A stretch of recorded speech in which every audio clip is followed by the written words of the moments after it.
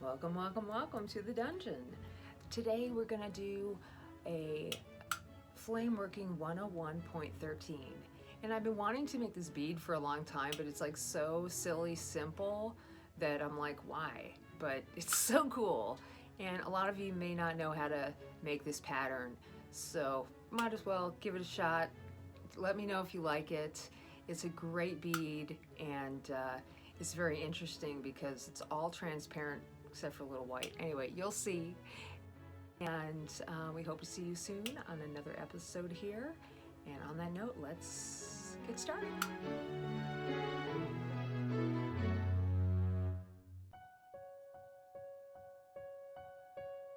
I'm actually going to make 3 separate beads today. You can see the 3 colors that I'm using right there. There's like a pinkish, a bluish, and a slightly green, very, very light transparent.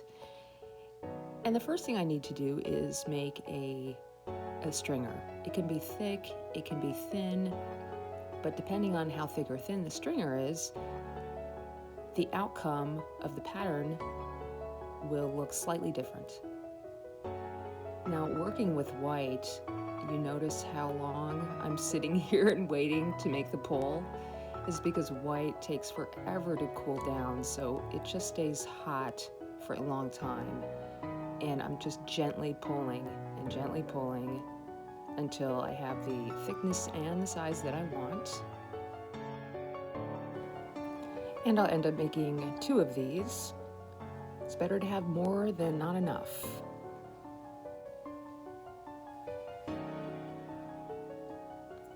Now I am using a mandrel that I have just dipped. So I want to flame anneal the mandrel or the bead release.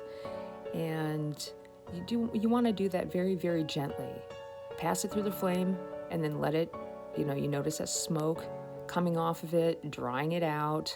Don't leave it in the flame the whole time or the bead release will crack.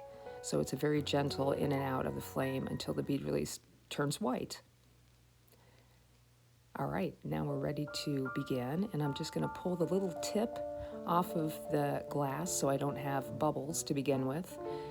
Anytime you have bubbles in transparent glass, there's nothing wrong with it, but when you don't want bubbles, it's a good way to prevent that is from pulling off the very end of a brand new cut rod first.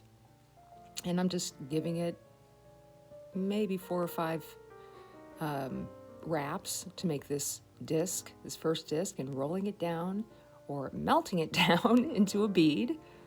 I am turning it, I guess that would be rolling. So this is how the pattern starts.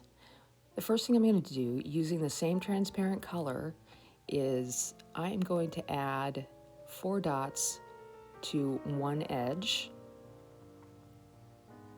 And I'm going to add 4 dots to the other side when I'm finished here. And you want to take your time doing this. Make sure the dots are not too big, or you'll have a hard time wrapping the white stringer in between the dots. And another thing, I know I say this in almost, in a lot of my little videos here, I love working in the center of the mandrel because it's very easy for me to flip it over and work on the other side. I have very shaky hands and I need as much control as I can get. Okay, let's add this white stringer, and I'm just heating the edge so I can stick it to the glass bead, and then I just roll that right onto it, just on the equator. And if you have to, you can wiggle it around those dots that you have already created.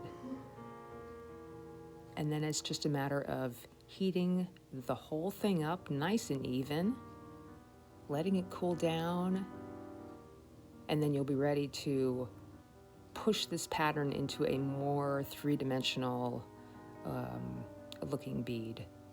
And to do that, we're going to add more glass. So we're going to add 4 dots on one side, 4 dots on the other. You can double up on the dots. You could even triple up on the dots.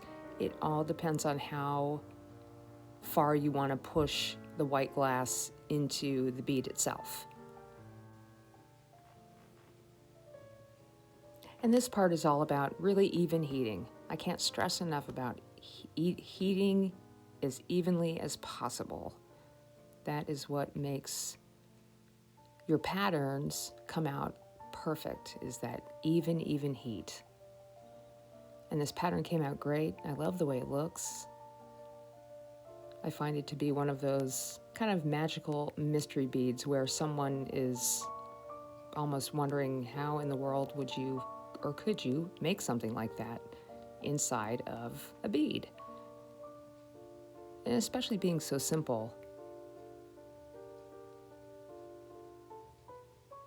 Now, we're looking at the second bead, this little green one, and I'm pulling a little bit of that white off of the bead itself so that white wrap flows a little better around it. And then back to adding our, I guess it would be secondary beads or secondary dots on top, which will push our pattern in. And then we'll do that one more time. And then I have one more bead after this one, the little blue one. Of course, when we're finished with our beads, they are annealed. After you've annealed your beads and clean them really well, and you want to make sure that you clean these beads out super, super well because they are transparent. What I'll do after that is I'll grab a little toothpick and dip it in some olive oil and put it on the inside of the bead hole, and it will become nice and clear again. And that has worked really well for me so far, every time. And it stays like that too. So it's a really good thing to know, and a simple trick to have in your arsenal of lampworking ideas. And we're almost finished with this last one. We're going to add a couple extra dots right on top. Really push that white. And we are going to be finished.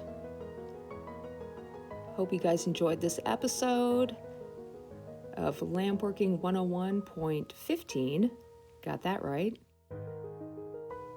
And with that, Happy New Year's to everybody, and we'll see you soon.